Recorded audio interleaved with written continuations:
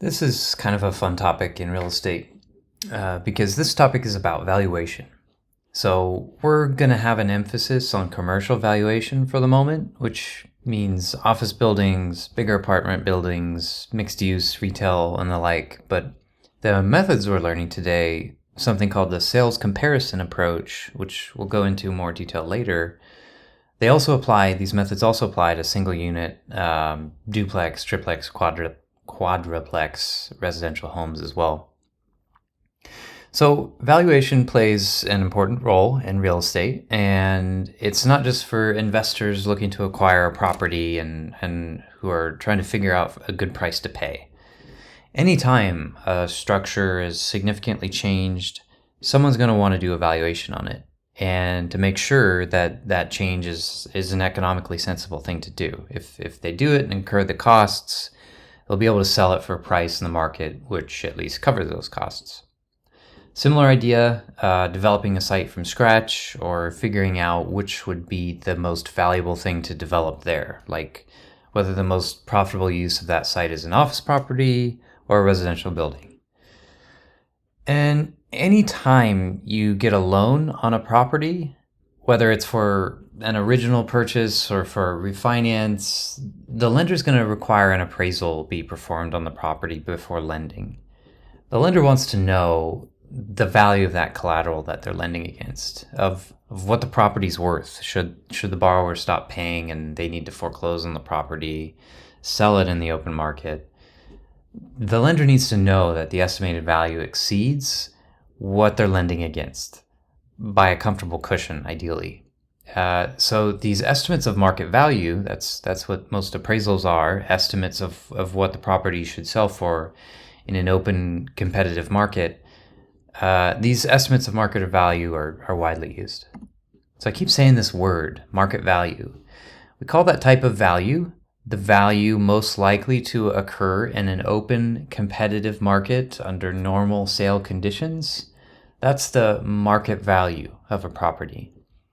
Now, some investors might have particular investment objectives, costs of capital, or unique uses for a potential piece of real estate, and that causes their estimate of value to be substantially higher or lower than the market value of a property. But that kind of thing is called investment value, because it's the value according to the very unique and specific circumstances of that investor. But normally, what most banks care about when requiring appraisals be done on a property in order to lend, they want the appraisal to consider only market value.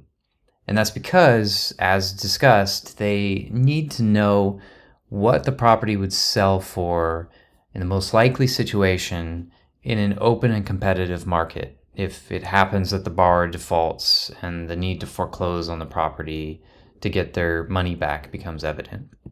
And it's worth noting that the transaction price, the price that was paid for a specific property, it's not always the same as market value. It can be, but they can also be different. I mean, the simplest reason is that you might have an estimate of market value, an appraisal, done at a time much later than the original transaction, such as like in a refinance. And so market conditions could have certainly changed what people are willing to pay for the property between the time it was originally bought and the time that the owner decides to later refinance. But a more nuanced reason that the transaction price can differ from market value is that markets are imperfect. While, in general, measured on the same day, the transaction price and market value may be quite close to each other, the reality is that minor specifics of that deal, how motivated the seller was, or whether the buyer incentivized things along by offering 100% cash, these and other things, which may be unique to that buyer and seller combination, could cause the transaction price to deviate somewhat from what would be the most probable sale price under normal sale conditions, market value. What most participants care about is identifying market value because it's more consistent, generalizable kind of price, which would be less sensitive to the specifics of any deal. And remember that estimates or opinions of market value, these come from a thing in real estate we call an appraisal. Buyers, sellers, and as discussed, mortgage lenders are big readers and users of appraisals. But appraisals are also needed when a company buys real estate, when a company buys another company which owns some real estate, because in either of those situations, they need to figure out what exactly those assets, those real estate assets, are worth at the moment if they were to be marketed and sold. Appraisals tell you that. Same thing with courts, like splitting of assets in a divorce or when a chunk of land is seized by the government through eminent domain. If it were a stock or a bank account, market value is very easy to measure. It's the price of the stock or the balance in the bank account. But to get the market value of a particular piece of real estate, you need to have an appraisal for that.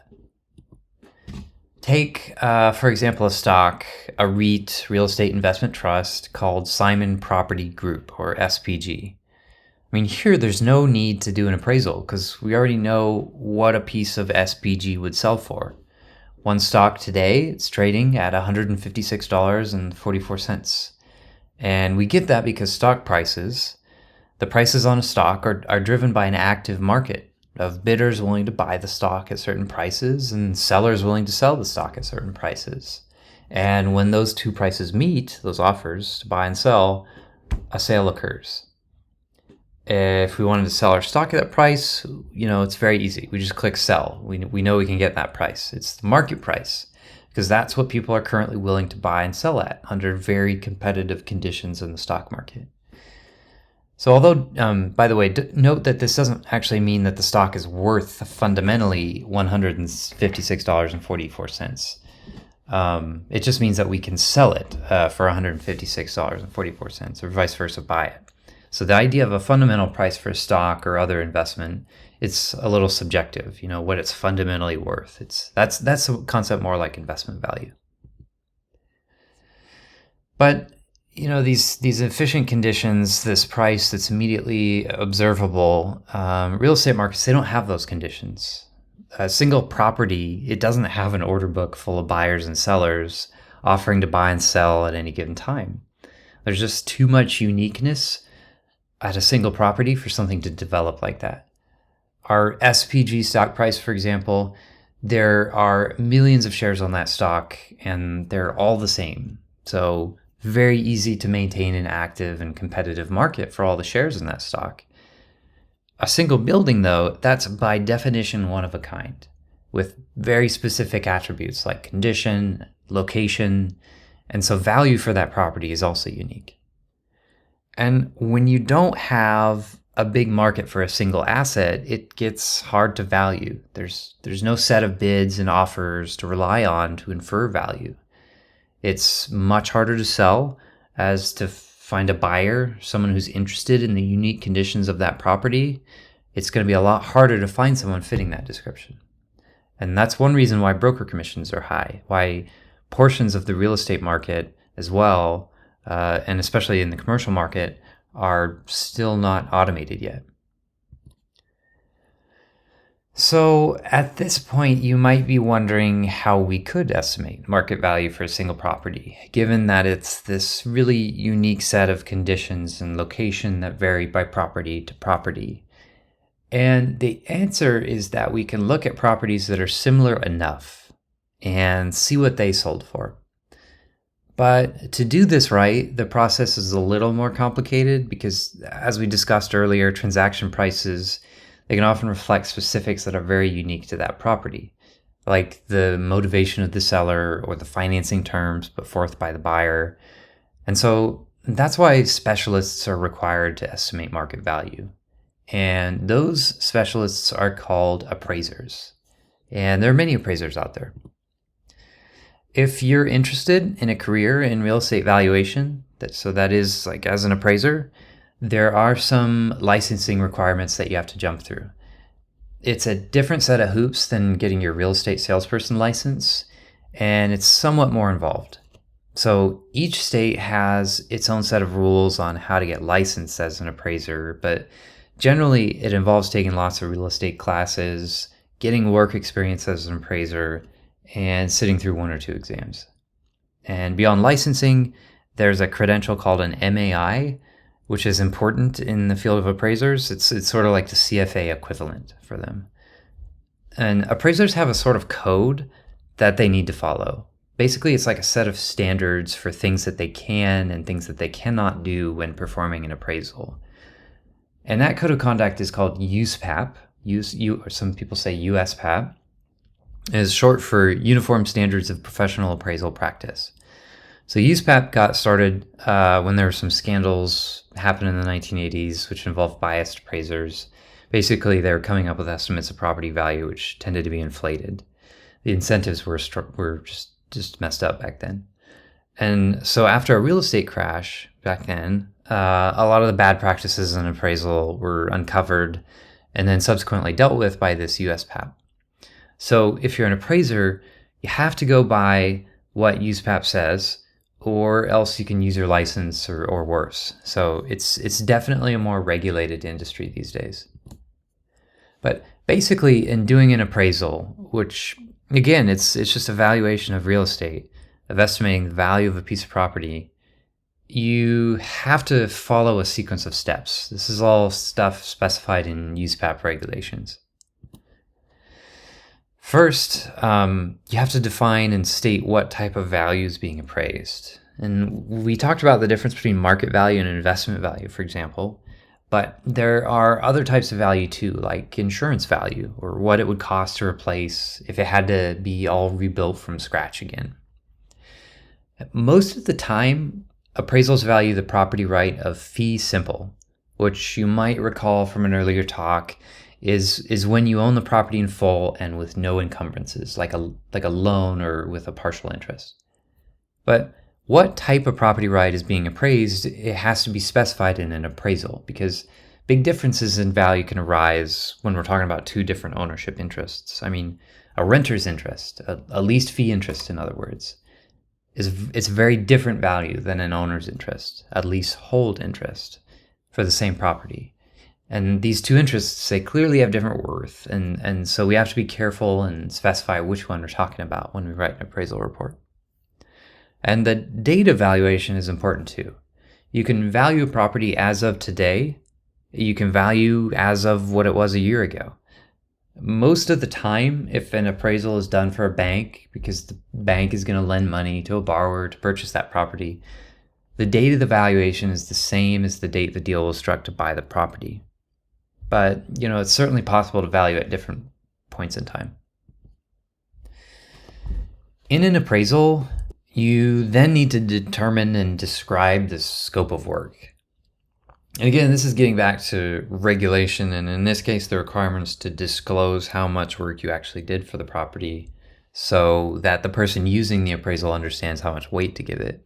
It's a different kind of thing, to look at a property online, maybe find a few similar properties to value it against, versus like actually going inside of the property, making an inspection, making sure the condition is still habitable, checking tenant leases to make sure income is still flowing, that sort of thing. It's just a different sort of due diligence. And so that kind of thing needs to be disclosed up front in order to manage expectations. And then you do the fun stuff. So when you do a real estate valuation and appraisal, you then go out and collect data on the region somewhat, but most importantly, the city the property is in, as well as the condition of the surrounding neighborhood. City level statistics matter because they tell you about the general economy in the area. So as local economic conditions can make or break local property values, it's important to look at city level statistics. And the condition of the neighborhood, it tells you more about the relative desirability of the immediate area that the property's in. Once you've checked out the surrounding environment, you move on to the property that you're trying to value itself. And we call that property the subject property, by the way. It's the main subject in the analysis, the property, so it's called the subject property.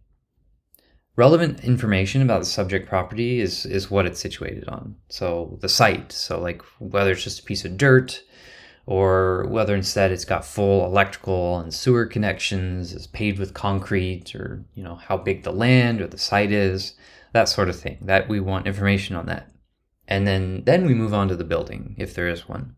We want to know its condition, who uses it, its size, whether there have been any major repairs recently, basically anything that could impact its value, as that's the thing we're ultimately trying to pin down.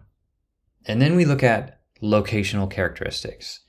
This is kind of related to the neighborhood, but what we're interested here is whether the property has any unique advantages. I mean, maybe it's a restaurant / storefront on the corner of Market Street and Embarcadero. That's going to be very different locational characteristic for property value than something maybe over on Hyde Street and O'Farrell.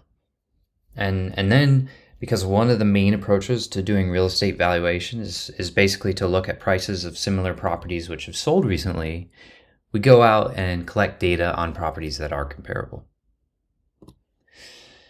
With our data collected, we then perform some analysis. For a particular property type, whether it's office, retail, or multifamily residential, we do a market analysis of supply and demand.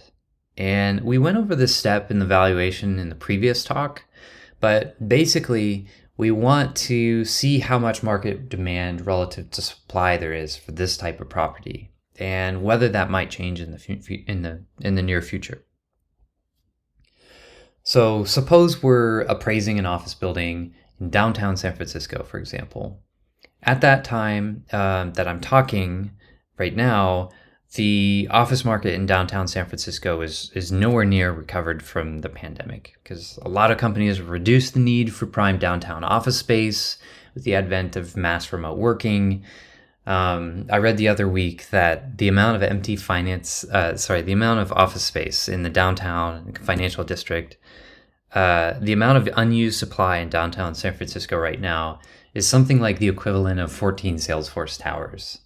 So next time you're downtown, if you can just envision 14 of those Salesforce towers stacked along in a row, that's how much excess supply we've got in the market for downtown office properties right now. It's crazy. So if we were appraising a downtown office property, discussion and inclusion of that supply and demand imbalance is going to be a major component to our market analysis. And when we appraise property, when we value it, what we're trying to do is essentially view it as the rest of the market views it. What would a typical buyer think of doing with the property when they buy it? Would they keep running the building, just rent it out, kind of plain and simple? Or would they knock down the building and build a much bigger one? Most of the time, buyers don't take such drastic action. It's usually much more profitable to keep everything standing and keep running the property as is.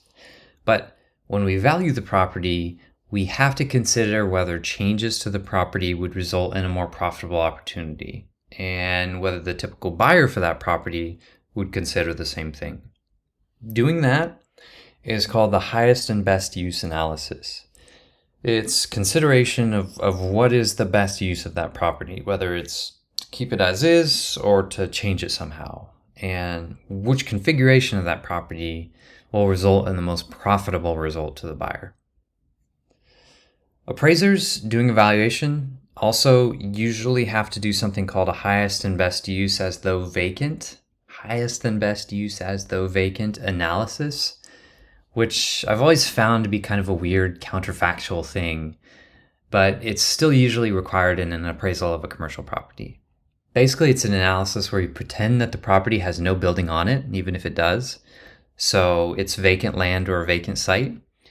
And then you analyze which type of property would be the most profitable to build, whether it's an office tower, a residential complex, whatever.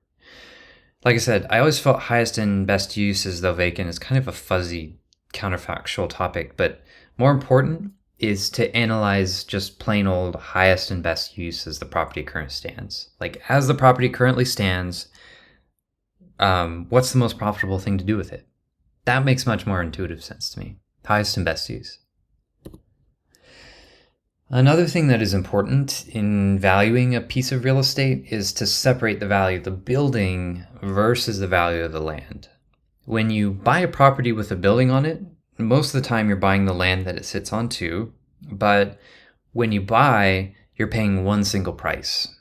In real estate valuation, though, you need to separate the value into a land component and a building component. In part, this is so we can do a more accurate analysis, but it's also necessary when you're estimating value for something like an insurance company, who might really only care about the value of the building on it, that piece of the property that they're actually insuring. Whether it's for land or for building, we've hinted at one approach toward doing the valuation, the sales comparison approach. And this is where you identify similar properties which have sold and then use that information to figure out a market value for the subject property. We'll spend the bulk of our time in this video going into that approach because it's really the most widely applicable approach to valuation. But there is something called the cost approach, where we estimate value by looking at how much it would take to build the property from scratch, and the income approach, which estimates market value by looking at how much money that property produces each year. Kind of like the same way you'd value what a company is worth in your corporate finance classes by taking the present value of its future profits. Same approach, the income approach, but just applied to property. And in reality, appraisers use two or all three of these methods together when doing an evaluation, estimating value through each approach for a single property, and then reconciling these three estimates into a single final estimate of property value.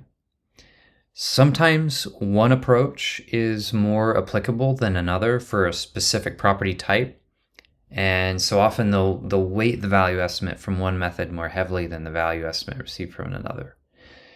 But it's common practice, at least, to do at least two of these three approaches when estimating value for a single property. It's actually usually required as part of the contract for an appraisal. Once you have that reconciled value, then you can summarize and report it.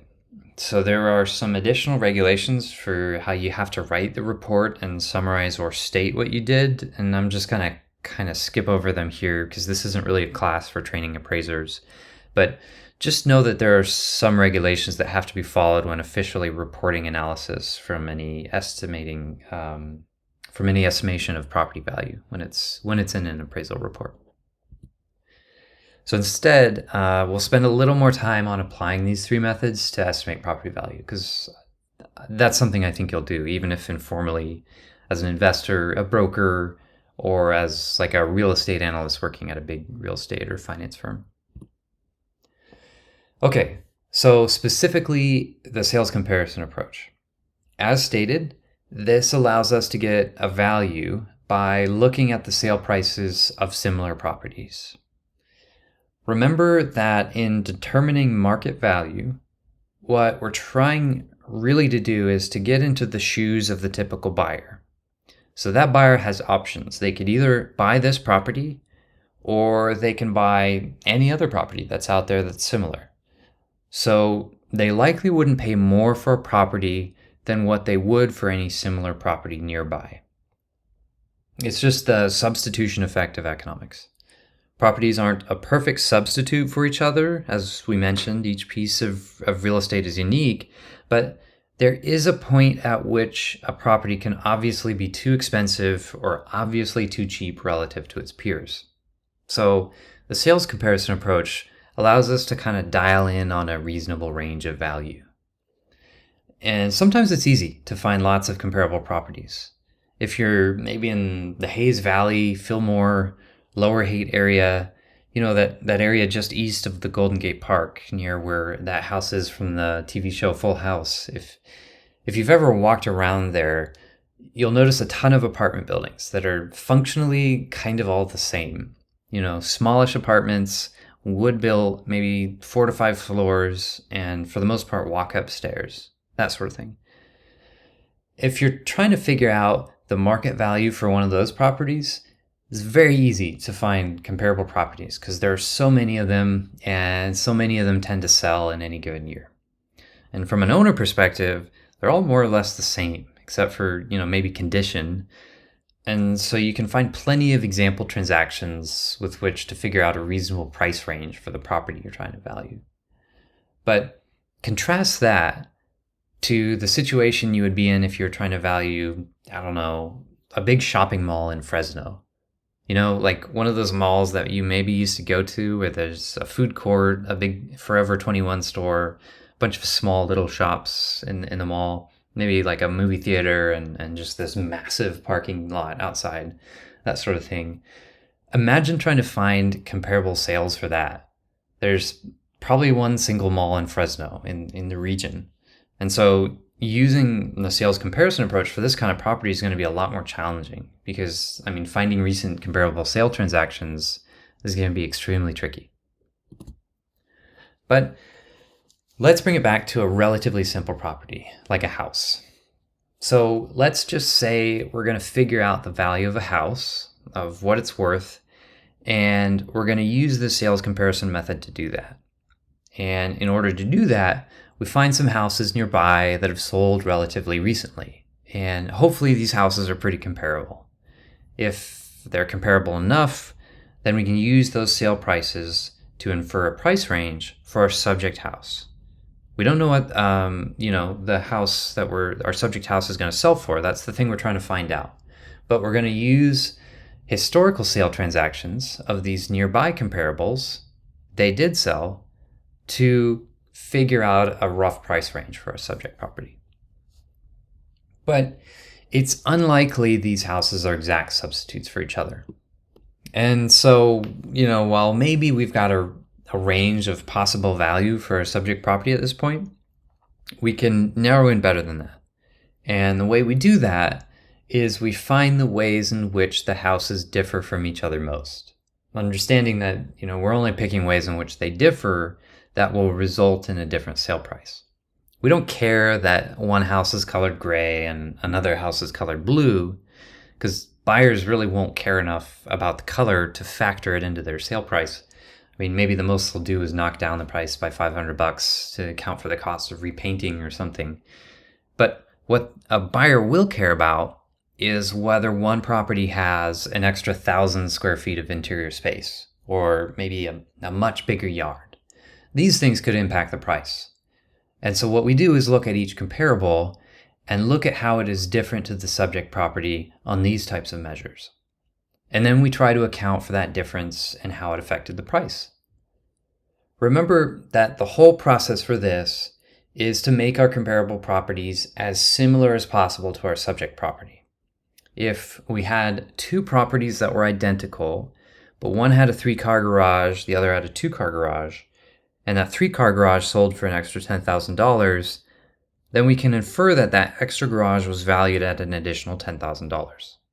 In reality, it's never that clean, but we use this idea to kind of adjust each comparable to account for how these differences might have impacted the comparable sale price. We'll go into that more in just a second, but first it should be noted that we should make life as easy for ourselves as possible by first simply trying to find those properties which are most comparable to begin with. We want to select comparable properties which a buyer themselves would see as comparable to the subject property. The more we can do that, the fewer adjustments we'll have to make, and the more accurate we can be overall with our estimate of property value. And the definition of comparable isn't just about the physical condition of the property or where it's located, although those two are important. Because we're using those transaction prices, we want to make sure that the transaction itself was comparable. We probably wouldn't want to use as a comparable sale, for example, a sale which was bank-owned, a foreclosure type of sale, also known as a distressed sale, because the motivation and negotiating willpower of the seller in that type of scenario is very different. In a bank-owned sale, the bank has already foreclosed on the property from the original owner. And what is happening is the bank is attempting to sell the property just to get it off its books and recover the loan amount. And usually these loan amounts, when originally lent, are like 50 to 75% of the property's value. And so if the bank wants to sell quickly and just get its money lent back, they're willing to drop the price quite a bit in order to do that. and drop it much more than any regular property owner would. So the motivation behind this kind of distressed sale is very different than a typical market seller. So even if property characteristics were similar to our subject property, we probably wouldn't want to use this type of distressed sale, as a comparable, because the transaction price doesn't reflect market value.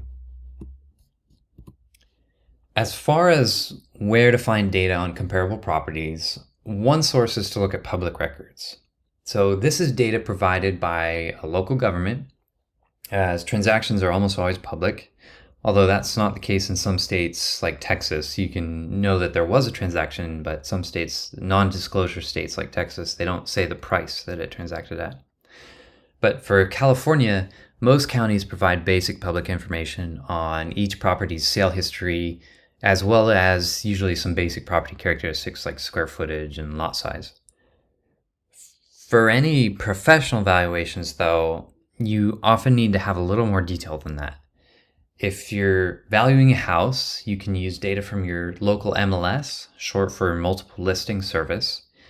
So this is a local exchange where real estate agents post properties for sale, so that any agent can go there and all the homes available can be browsed through, just in one place. And as a result of containing all the listings, it also contains all the historic listings and transaction data that comes along with that. So the MLS is going to be your go-to source if you're valuing any 1 to 4 unit residential property. These days, Zillow, Redfin, Compass, and the like, they have memberships to all the local and regional MLSs. And so then they post that information on their own site, hoping to generate leads and sell advertising and stuff. But you can get more information than what's shown on those sites if you sign up directly with the MLS. But then you have to do that, you either have to be a real estate agent or broker or a licensed appraiser, and then you also have to pay an annual fee. For commercial properties, which that includes any residential building with 5 or more units, as well as office properties, retail properties, and the like, you have to go to a different source. And the biggest is CoStar. It's a database firm, although there are a few others like Real Capital Analytics, but CoStar is going to be the big one. And frankly, it's kind of a monopoly. If you're a commercial broker or a commercial appraiser, it's essential to have access to data, and that data is really only going to be available on CoStar. And so as a result, monthly fees for CoStar are crazy. They're like $2,000 a person. When doing property valuations in more sparse markets, however, like maybe large agricultural or ranch properties, even CoStar is probably not going to have the information you need. And that's why people who do valuations for these types of properties tend to specialize in those properties. They have like a network of relationships of people who do transactions in that property subset. And so then they can directly talk to them in order to get historical transaction information. So personal relationships, they matter more in markets where there's very little data to come by. And usually that's farm and ranch type situations. And so all this kind of illustrates that not only the data analysis skills required by valuation professionals, but the data gathering and investigation or really sleuthing skills required as well. All right, so once we find comparable properties, they're still not going to be 100% identical to the subject property we're going to value. I mean, maybe one has a porch, maybe another doesn't have a fireplace, but the subject property does. They're all still two bedroom, 1 bath properties in this image, but there are still things that a buyer might differentiate and cause them to pay different amounts for different one of these different properties. So we have to make an adjustment. And the idea behind this is that we're adjusting for any major differences that the comparable properties have relative to the subject, and then adjusting the transaction price of each comparable accordingly. You can break down these adjustments into 2 categories: transactional adjustments and property adjustments.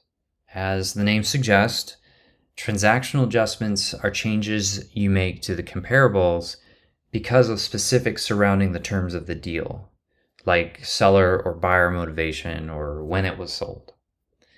Property adjustments are changes you make because of physical differences between the comparable and the subject property. Let's take a look at transaction adjustments first. These concern specifics of the deal itself rather than property characteristics. So first and foremost, we want to make sure that the property rights conveyed were the same in the comparable transaction as in what we're trying to value for the subject property. If we are trying to value the fee simple estate for the subject property, we can't, for example, use a comparable which only involved a life estate. For that type of thing, we simply have to drop the comparable if it's not a match and then find another one instead. But financing terms, sometimes we can still keep it and make adjustments for it. We just had to identify whether there were any special financing terms associated with this comparable transaction. I mean, maybe the seller financed the purchase to the buyer, and that kind of thing usually coincides with a higher sale price. And if so, we can't use that transaction price directly. It's inflated because it's the seller financing. But we could still use that sale as a comparable. We just have to adjust that transaction price downward to make it kind of equivalent to a market transaction. By how much we should adjust that price downward is a little tricky, and then we'll just save that conversation for another day. Then we also need to watch out for whether the sale is what's called arm's length. So a sale from one stranger to another is probably arm's length. That is, each party is acting in their own best interest. A sale from father to daughter, probably not arm's length, because it's very likely the sale price was artificially low. We tend not to use non-arm's length sales as comparables because their transaction prices are just too far away from market value. There's no hope of using them. We also look for any expenditures made immediately after purchase. Maybe when the building was bought, the first floor windows were all broken. And it's clear that any buyer, when buying that, is going to look at that and say, well, if I buy this, I'm immediately going to have to replace all those windows. If we know that those windows cost $20,000 to replace altogether, we might adjust the transaction price for this comparable upward by $20,000, because the original transaction price probably reflected the discount the buyer was attributing to the fact that she's got to immediately replace the windows once she owns it. Remember that we're trying to make these comparable properties as similar to the subject property as possible in order to get a value.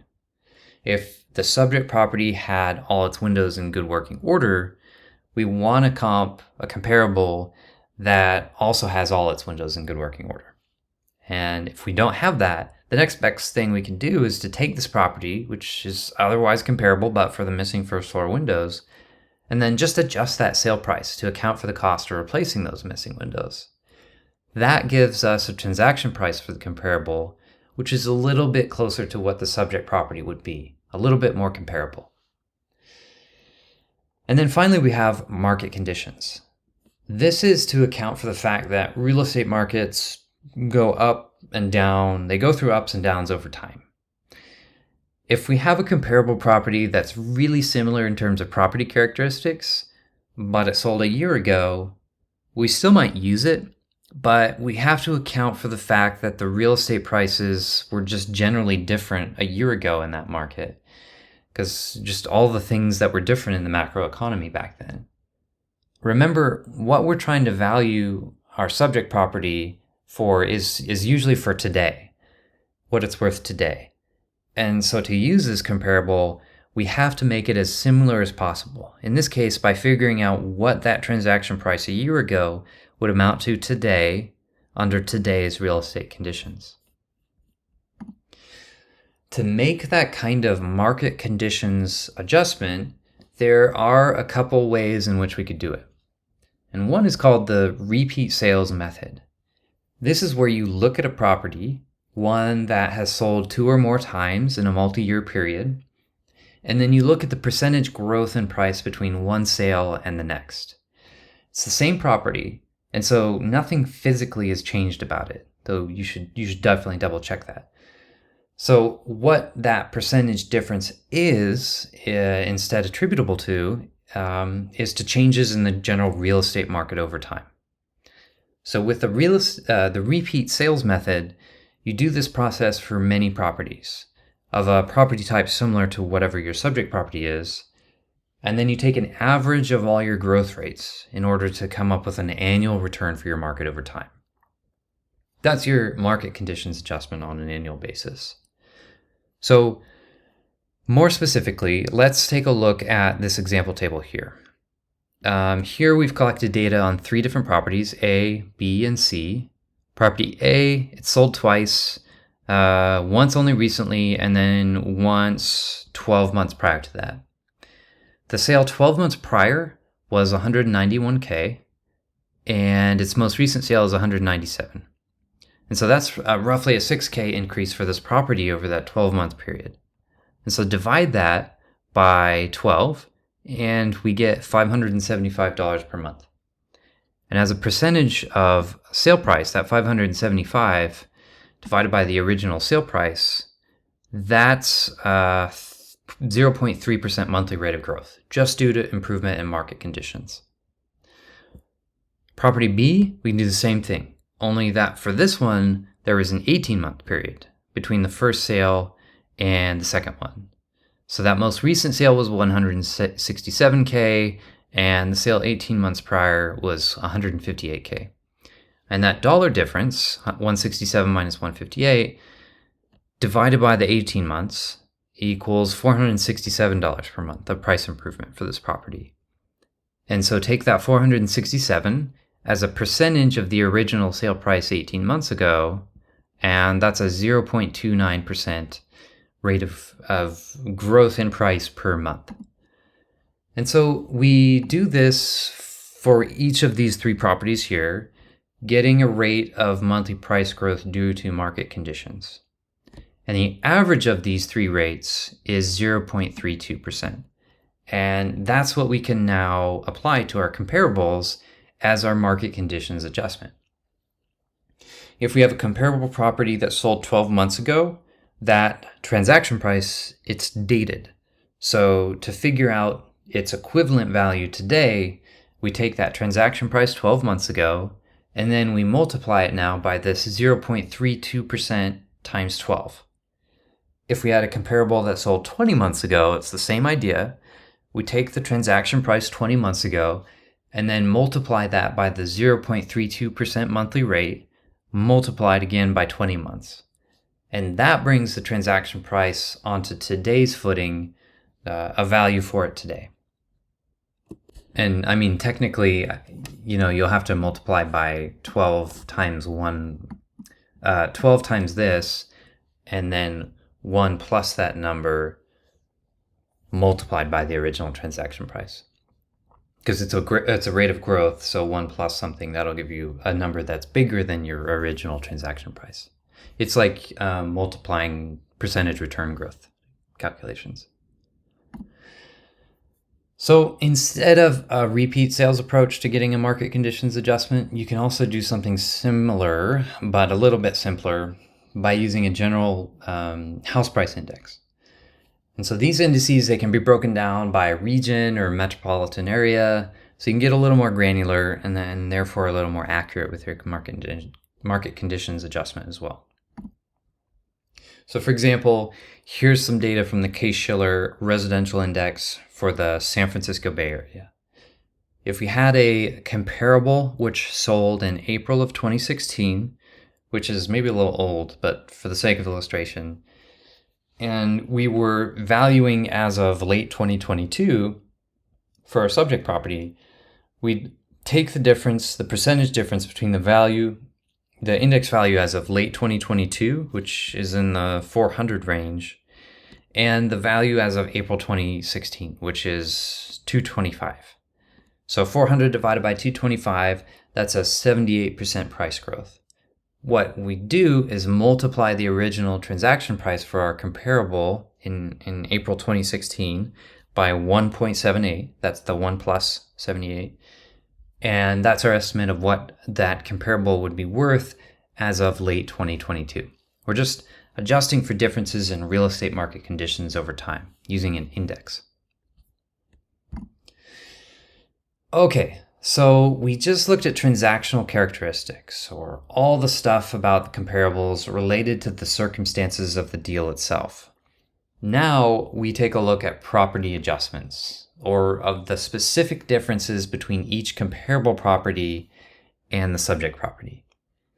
And we only need to take a look at differences which a buyer would probably factor into their offer price. So typically that includes things like location, how well the comparable property is situated relative to the subject property, or basic attributes like interior square footage or lot size, like the size of the yard. If we're looking at commercial properties which generate income, we might look at differences in how stable the cash flows are, or whether expenses for the comparable are unusually high or low. If these differences exist, we'd want to account for them to make sure that our comparable properties are that much more comparable. We still want to, at this point, ensure that we're using comparables with similar uses. So if the comparable property is being used as a gas station and our subject property is a street front bakery, these are both retail properties, but really they're not comparable in terms of what they're used for. We'd probably want to get rid of the gas station sale entirely and instead find a comparable property which is also being used as a bakery, or, failing that, maybe make a restaurant or other small street front type store as your comparable. And we probably want to account for any non-realty items in the comparable sale.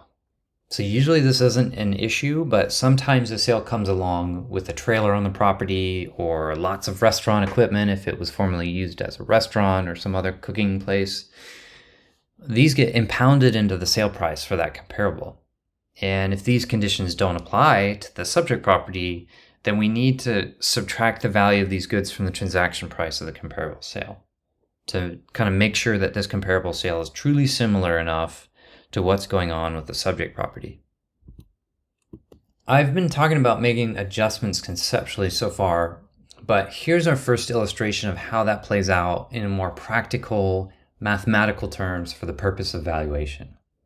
Here we have one column for subject and one column in this example for a single comparable.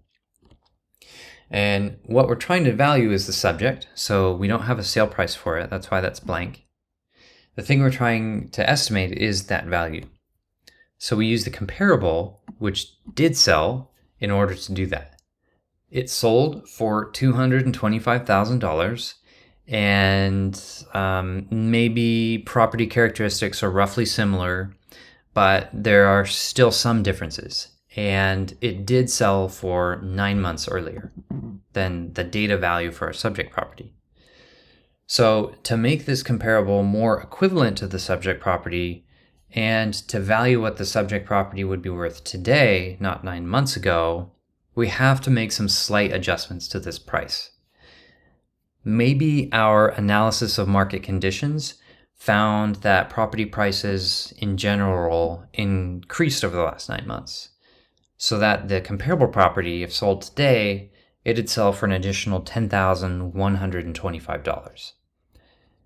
And the comparable property, a little bit smaller in terms of square footage, which means that the buyer for this comparable would pay a little bit less than that they would actually pay for the larger subject property, if given a chance. So if we find that the value of an additional square footage in this market is $100, something we'd find out through research, a topic for later, we might account for the square footage difference of 50 square feet by multiplying that $100 by 50. And that $5,000 gets added to the transaction price of our comparable. It's the additional amount a buyer would probably pay for that comparable property if it were 50 square feet larger in size. Remember, the purpose of what we're trying to do is to get the comparable property as similar to our subject property as possible.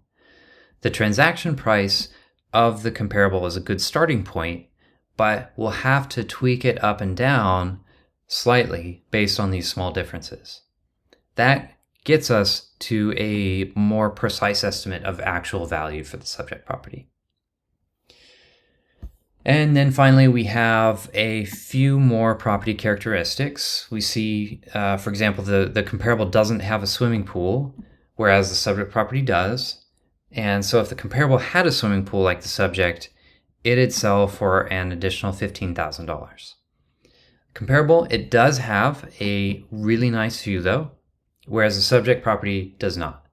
And so the buyer of the comparable property probably paid an extra $30K for that view when buying.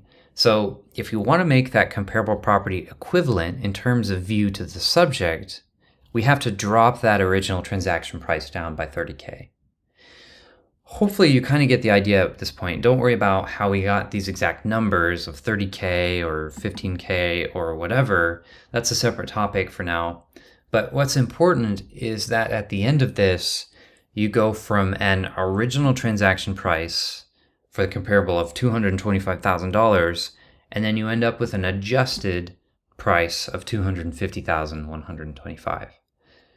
This is what a comparable would sell for if it sold today and had property characteristics slightly more similar to the subject property than it actually has. Typically, we do these adjustments in order. We have an order to them. We start with the transaction adjustments first, the specifics of the deal, and then we do the property adjustments. Transaction adjustments are usually things that we multiply by, though not always, whereas a lot of the property characteristics are added and subtracted type of things, like we just saw in the pool example. So it matters to the final results if you do one versus the other, add versus subtract, because of the mathematical order of operations. So just be aware of that. And sometimes we don't even use dollar values for adjustments. Sometimes this is because we can't get great data on the precise dollar contribution of a particular characteristic, like a swimming pool. I mean, if we ascribe $30K to that, but we have no basis for that dollar amount, we're really just introducing noise into the process, not making our estimate more accurate. And so in that type of scenario, to avoid this illusion of precision when no precision actually exists, we make what are called relative adjustments. This acknowledges that a swimming pool is a positive feature that a buyer would pay for, assuming we live in a hot environment, but it doesn't try to quantify how much more that they would pay. So in a relative comparison analysis, we use pluses and minuses, or positives, negatives, or superior, inferior. We use that type of relative language, qualitative, to figure out whether an attribute for the comparable is better or worse than the equivalent attribute for the subject property. So here's an example of an adjustment grid for a subject property, this time using 3 comparable sales. And we usually like to get 3 to 5 comparables and not just one. It helps us dial in on a value estimate better, so by not being overly influenced by just one example. And on the far left, you have the adjustment that we're making, transaction adjustments, financing terms, conditions. These are all transaction adjustments.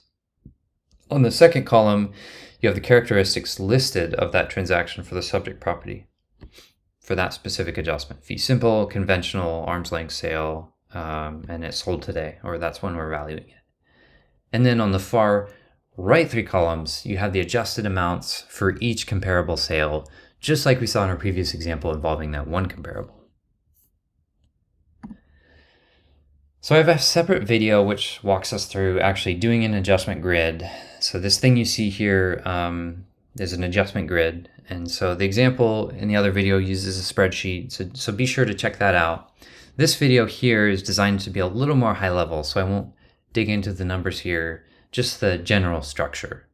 Here, this time we see property adjustments for location, physical characteristics, economic characteristics, that sort of thing. And we're just taking the characteristics of the subject property and then changing slightly adjustments for the original transaction price for these comparable sales so that we end up with a transaction price for each comparable sale when adjusted to be a little bit more similar to the subject property. And then finally, with an adjustment grid, you have 3 different adjusted sale prices if you have three different comparables. So how do you actually reconcile these three estimates to a single estimate for the subject property? And the answer is that you weight them. In reality, you're probably going to find that one comparable is much more comparable to the subject property, whereas another comparable is going to be kind of a stretch in terms of comparability. So you'd probably give greater weight to that comparable which is truly more comparable. You'd probably trust that estimate of value a little more. And here, in this slide, we're weighting the first comp with 60% and the other two each getting 20%. The weighting procedure is similar to how you might have seen like portfolio weights in one of your investment classes. It's a weighted average. So 0.6 times the first adjusted sale price is 100K, 0.2 times 169.8 for the second price is 33K, etc. And then you sum these weighted values up, shown in the far right column, and your weighted total is 167.9K. That's your final estimate of property value for the subject property using the sales comparison approach. And that's really all there is to it in the sales comparison approach. The trick in practice, I think, is in finding good comparables and in quantifying your adjustment amounts accurately.